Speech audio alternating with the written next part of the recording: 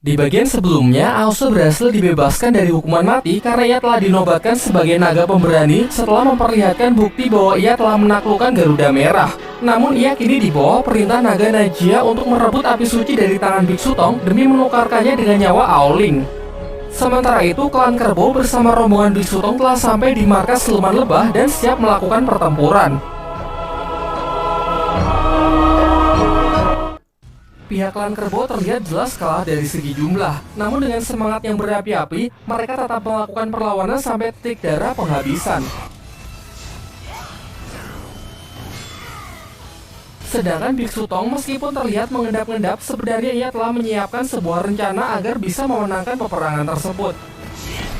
Dan benar saja, ia pun segera merapalkan sebuah mantra yang membuat tubuhnya diselimuti cahaya keemasan yang menyilaukan. Biksu Tong menjelaskan bahwa selama proses berlangsung, ia membutuhkan waktu untuk berdiam diri sehingga membuatnya menjadi sasaran empuk. Ketiga muridnya, Patkai, Wuqing, dan Bailang juga tak ketinggalan langsung merapat demi melindungi gurunya.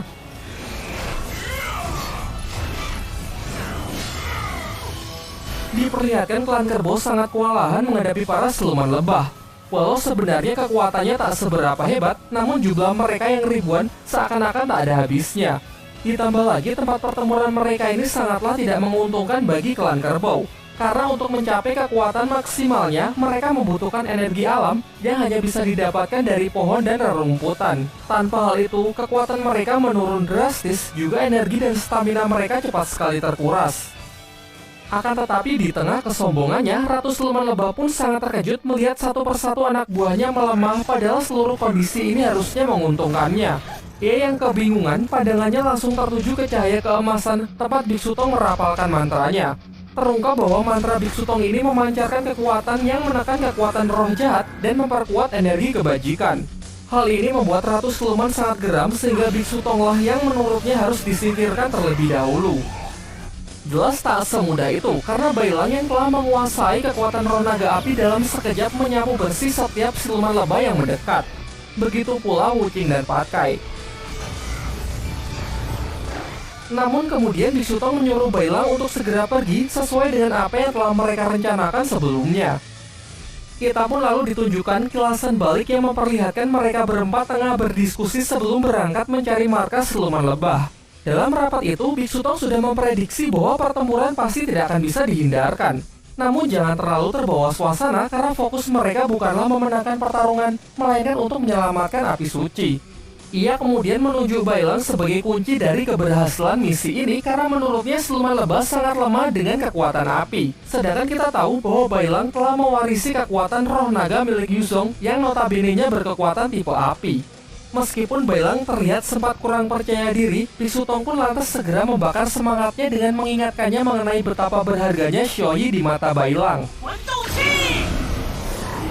Melihat Bailang yang mengamuk memperlihatkan kekuatan roh naga api yang sangat powerful, sempat membuat sang ratu sangat terkejut. Karena selama ini ia tak pernah melihat ada makhluk yang bisa menggunakan dua teknik binatang sekaligus, layaknya Bailang dengan serigala putih dan juga roh naga apinya.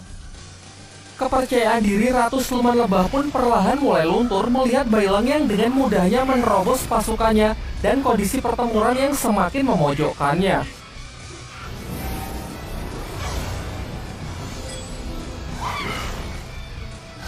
Bailang dengan penciuman serigalanya yang tajam berusaha mengedus jejak Xiaoyi yang harusnya tak jauh dari tempat ini. Dan benar saja, ia berhasil menemukan sisik naga milik Xiaoyi sebagai petunjuk yang membimbingnya menuju tempat Xiaoyi disekap.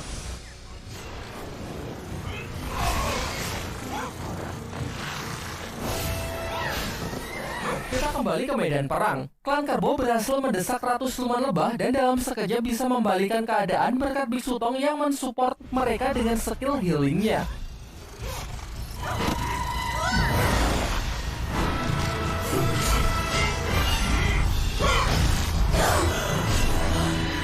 Sayangnya ketika Raja Kerbau hendak membunuh Ratu Siluman Lebah, tanpa disangka-sangka Perdana Menteri Klan Kerbau Doji berkhianat dengan menyerang Raja Siluman Kerbau.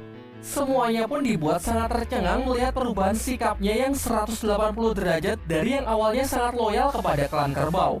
Doji mengatakan bahwa sudah lama ia menunggu momen seperti ini karena sudah muak dengan kepemimpinan dari Raja Kerbau. Dari atas, Ratu Siluman Lebah terlihat sangat menikmati perdebatan dua siluman kerbau tersebut. 你我们走入陷阱了，你我危险了。 Di sisi lain, Bailang yang mengikuti indera penciumannya dan petunjuk sisi naga Xiaoyi semakin dekat dengan markas siluman lebah. Beberapa siluman lebah yang mencoba menghadangnya bisa ia singkirkan dengan sangat mudah. Di dalam, Xiaoyi memberikan sedikit perlawanannya dengan sisa tenaganya meskipun usahanya sia-sia. Kemudian ia pun jatuh pingsan karena telah kehabisan tenaga. Beruntung di saat itu juga Bailang datang dengan tepat waktu dan segera menyapu bersih sekumpulan siluman lebah yang menjaga tempat itu. Mendapati Xiaoyi dengan kondisi yang buruk, ia pun memutuskan untuk melarikan diri. Mengingat jumlah musuh yang sangat banyak, juga akan sangat sulit bertarung dan melindungi di saat yang bersamaan. Sementara itu, cekcok antara dua siluman kerbau terus berlanjut.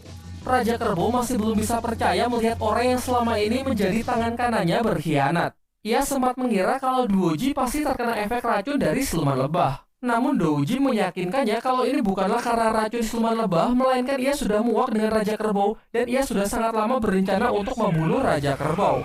Pembicaraan yang semakin memanas membuat mereka kembali bertarung. Walau Raja Kerbau sudah kelelahan karena telah kehabisan banyak tenaga, ia masih bisa menangkap senjata Duoji dan membantingnya ke tanah.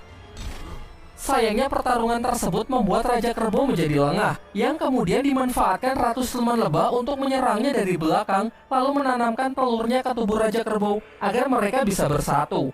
Sang Raja Kerbau yang sudah tidak berdaya masih mengungkapkan kekecewaannya kepada Duoji yang sama sekali tak disangka mengkhianati bangsanya sendiri dan malah memihak kepada musuh bebuyutan.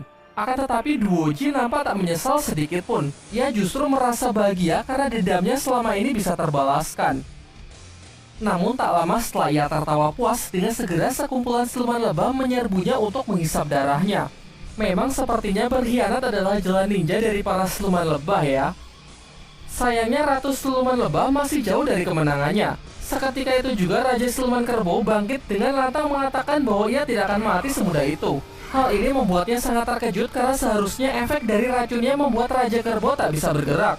Ia baru ingat beberapa waktu yang lalu ketika baru menangkap Xiaoyi, ia sempat menerima serangan darinya. Ternyata serangan tersebut meskipun tak memberikan luka fisik, namun lambat laun mampu menetralkan racunnya. Raja Kerbau yang kini bisa bergerak leluasa tak menyia-nyiakan kesempatan ini. Ia pun segera melampiaskan seluruh emosinya untuk membunuh Ratu Siluman Lebah. Setelah menyaksikan kekalahan dari ratunya, para pasukan lebah pun bergegas segera melarikan diri dari medan perang. Ketika semuanya merasa kalau sudah menang karena bosnya telah dikalahkan, Biksu Tong memiliki pemikiran yang lain. Ia pun segera memperingatkan murid-muridnya agar mempersiapkan diri untuk menghadapi hal yang jauh lebih mengerikan. Dan benar saja, terlihat perubahan fisik maupun sikap dari Raja Kerbau yang diselimuti aura kegelapan yang sangat pekat. Lalu Biksu Tong kembali menjelaskan bahwa karena tekanan ini membuat Raja Kerbau dirasuki kekuatan kegelapan yang akan mengubahnya menjadi roh jahat. Ia lantas segera merapalkan mantranya mencoba menghentikan keadaan yang semakin memburuk. Scene beralih ke dunia bawah, tempat Sun Wukong mencari cara agar bisa mendapatkan kehidupannya kembali. Di sana terlihat jiwa seorang wanita yang memberontak karena belum bisa berpisah dengan kehidupan lamanya di dunia. Lantas salah satu dari Dewi Kematian mengarahkannya untuk melewati jembatan terlupakan agar bisa segera bereinkarnasi. Namun Dewi Kematian ini masih terlihat memikirkan pertemuannya dengan Sun Wukong beberapa waktu yang lalu. Sampai kemudian Dewi Kematian lain menegurnya dan menyuruhnya agar fokus saja melakukan tugasnya untuk membimbing para jiwa di dalam alam bawah. Ia kemudian juga mengingatkan tentang identitas Dewi Kematian yang memang tidak memiliki nama maupun ingatan. Meskipun tak seperti biasanya para Dewi Kematian ini saling berinteraksi satu sama lain. Akan tetapi Dewi Kematian yang sangat penasaran dengan Sun Wukong menghampiri sebuah alat yang berbentuk meja di mana ia bisa melihat ingatan dari setiap jiwa yang melintasi jembatan terlupakan. Tentu tak lain ia berniat melihat ingatan Sun Wukong. Lanjut ke bagian 10 yang sekaligus menjadi bagian terakhir di serial Sisingji season ketiga.